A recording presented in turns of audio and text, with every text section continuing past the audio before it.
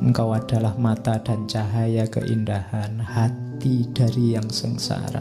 Cinta padamu telah menyalakan api dalam hatiku yang sepenuhnya memakanku, dan engkau tak pernah memadamkan apinya dengan air persatuan.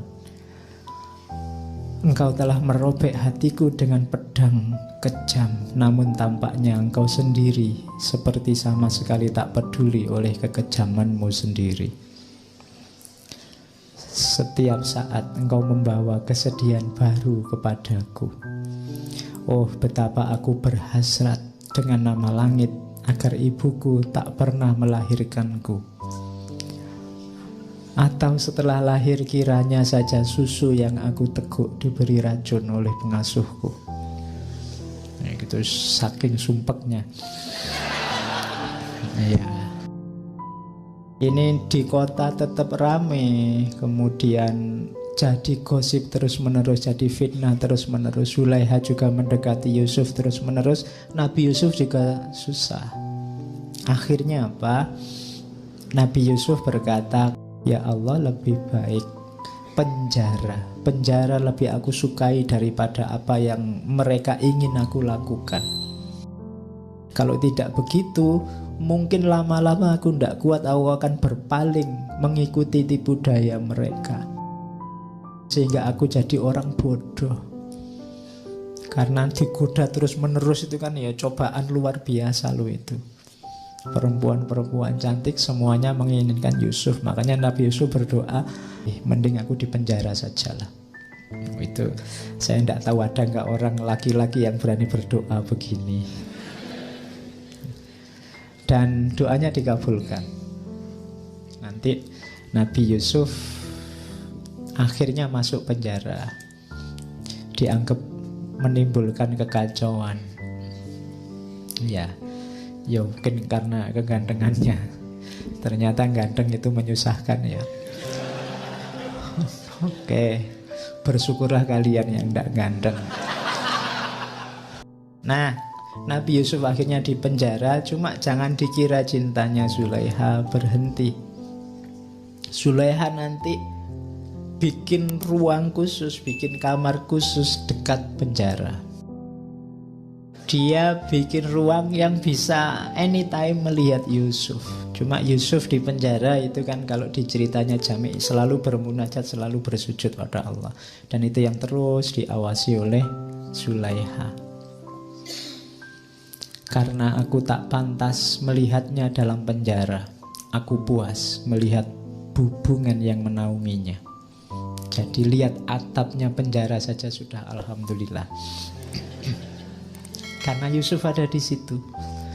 Bahkan memandang pintu dan dinding penjara membuatku bahagia. Karena di mana saja bulanku bertahta, di sanalah terdapat keabadian surga. Betapa diberkati atap itu yang melayaninya sebagai naungan dari matahari dunia. Betapa aku merasa iri atas tembok yang beruntung di mana ia bersandar, dan lantai yang mampu mencium kaki makhluk yang demikian menawan itu.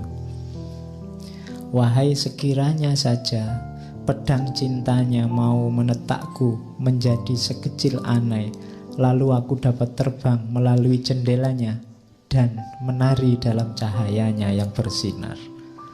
Oh, ini jadi dia sudah bikin kamar dekat penjara pun masih gelisah. Dia belum bisa bertemu dengan Yusuf, kekasihnya. Ini sebenarnya isyarat-isyarat dari Jami', orang yang jatuh cinta sama Allah. Segala yang berhubungan dari Allah, yang ada, yang berkaitan dari Allah pun dia cintai. Jadi itu yang diisyaratkan oleh Jami'. Jadi orang yang cinta sama Allah itu tidak akan bisa benci sama apapun yang lain. Kenapa?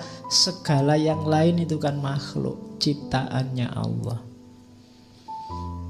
Kalau kamu ngaku mencintai Allah tapi masih bisa membenci apapun yang lain, padahal apapun yang lain itu masih ada hubungannya sama Allah, itu berarti masih belum cinta beneran. Jadi itu yang diisyaratkan lewat Zulaiha. Terus itu juga ada kalimat yang menunjukkan bahwa ini sebenarnya waktu Zulaiha yang tiap hari merata merenung tentang Yusuf, diajak ngobrol sama pelayannya ndak nyambung. Katanya Zulaiha, aku tak pernah sadar akan diriku, maka janganlah mengharapkan aku untuk menyadarimu semua. Apabila kalian hendak berkata padaku, ingatlah untuk menggoyang tubuhku dulu.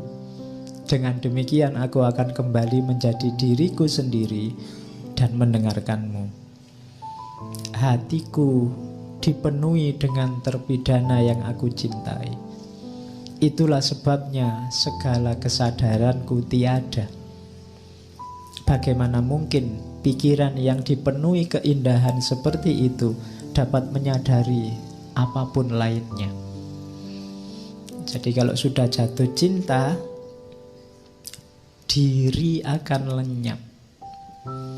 Siapapun yang sedang cinta sama Allah, dia akan, yang ada dalam dirinya hanya Allah saja. Sebagaimana Zulaiha, yang ada dalam dirinya hanya Yusuf saja. Makanya banyak sufi dalam ekstasenya, puncaknya, secara tidak sadar bilang Anallah. Itu diucapkan ketika dia lenyap dirinya, tidak ada dirinya. Yang ada dalam dirinya hanya Allah saja. Sama kayak kalian waktu jatuh cinta dengan siapa, itu yang ada dalam dirimu kan yang kamu cintai saja. Itu menunjukkan lenyapnya diri. Yang ada diri yang dicintai.